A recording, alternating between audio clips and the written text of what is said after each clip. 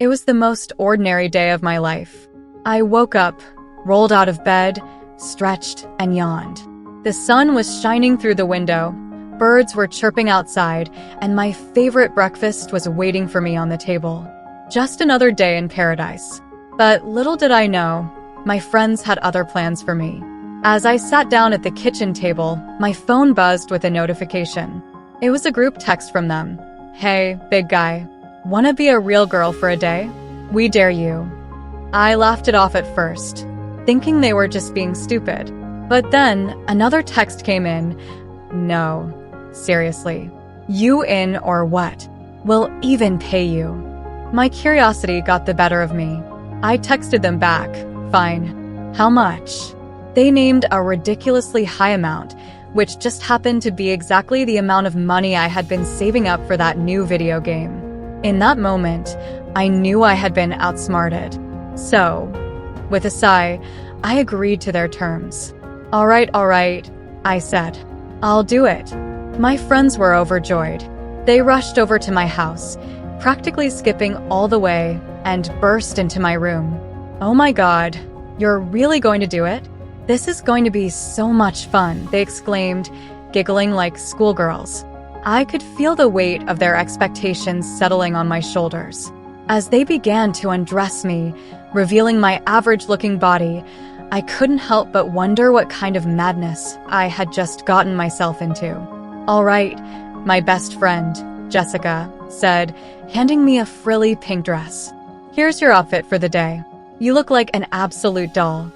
She giggled as I hesitantly took the dress from her. "Now, first things first," another friend, Sarah, chimed in. "We need to do your makeup. You're going to be the prettiest girl ever." She grabbed a makeup bag from her purse and began rummaging through it. As they started to apply makeup on my face, I closed my eyes and tried to imagine what it would feel like to actually be a girl. The soft touch of their fingers against my skin, the warmth of the brushes as they blended the colors. It was an oddly intimate experience. "There," Jessica exclaimed, stepping back to admire her handiwork. "You look absolutely stunning." I opened my eyes and looked in the mirror. To my surprise, I actually didn't look half bad. The makeup had somehow brought out my features in a way I hadn't expected. "Okay," Sarah continued, "now for your hair. We're going with a cute, messy bun today."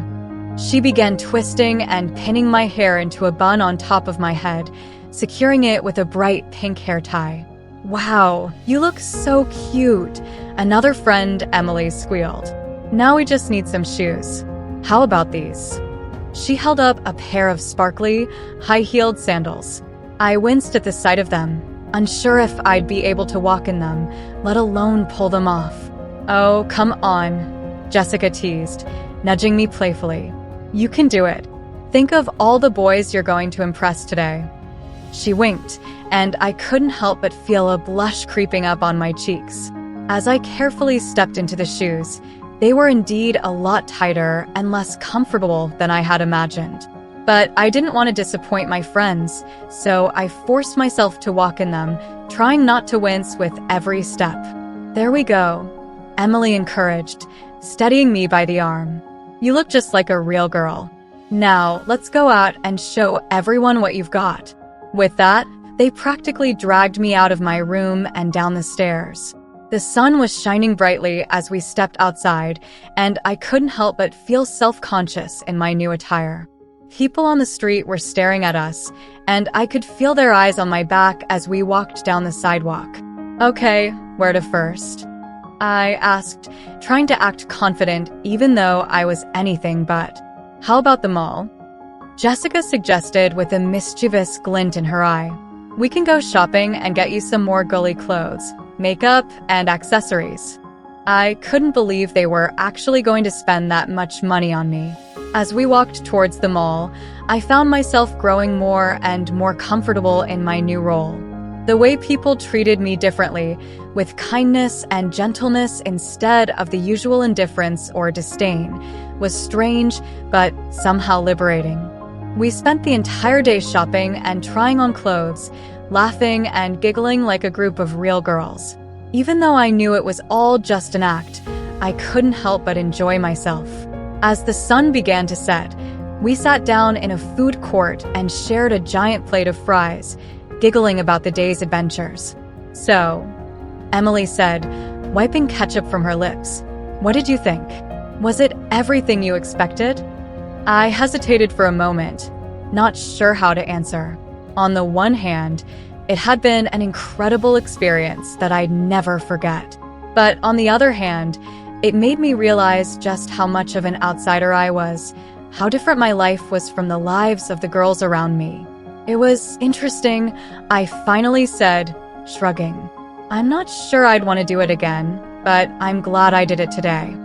My friends exchanged glances, seeming to understand what I wasn't saying out loud. "Thanks for including me," I added with a smile. "I had a lot of fun." They all smiled back, relieved, and I knew that even though our lives might always be different, we'd still be friends. As the sun set and the mall lights flickered on, we made our way to the movie theater.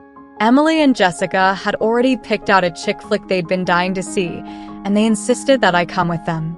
Sighing inwardly, but trying to enjoy myself, I settled into my seat and munched on some popcorn as the previews began to play. Throughout the movie, I found myself thinking about my day as a girl. It had been eye-opening, to say the least.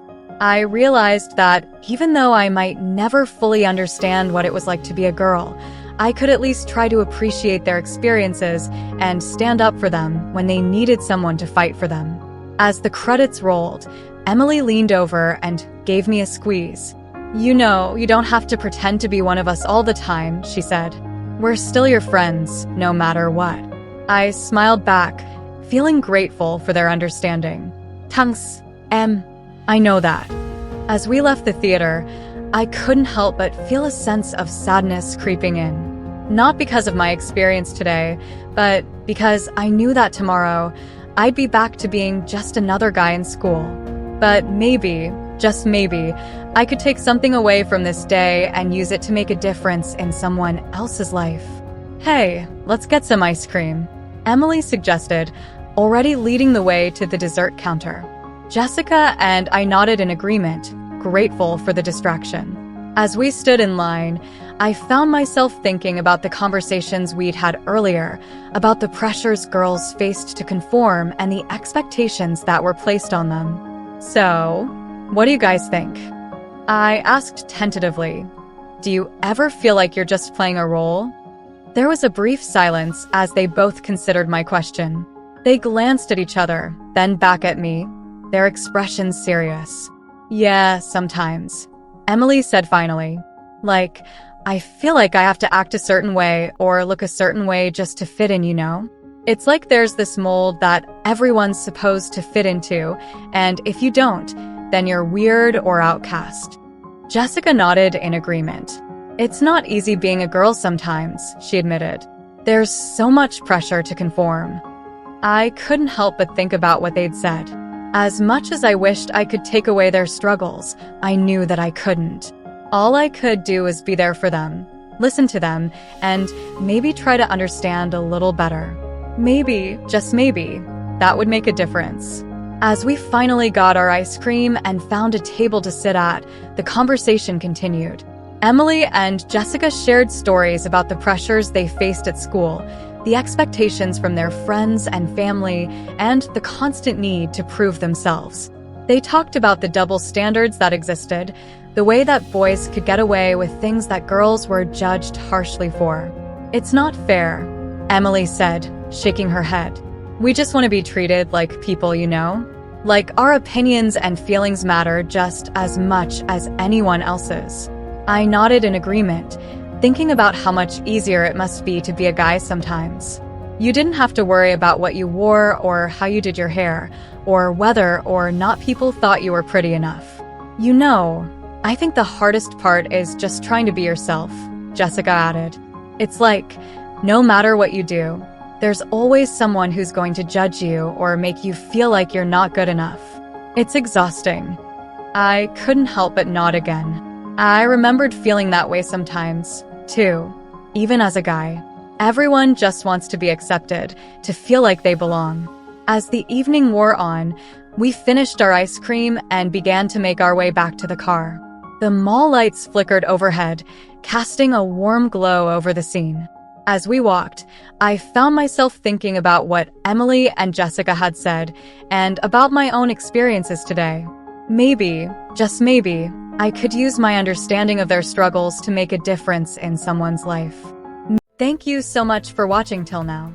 It means the world to have you here. This community is all about empowering each other and celebrating the incredible journeys of everyone on their path to living authentically. If you're ever feeling lost or alone, remember you have a whole family here for you. Hit that subscribe button, smash that like button, and let's keep inspiring each other, sending you all the love and strength in the world. Until next time, live your life by your rules.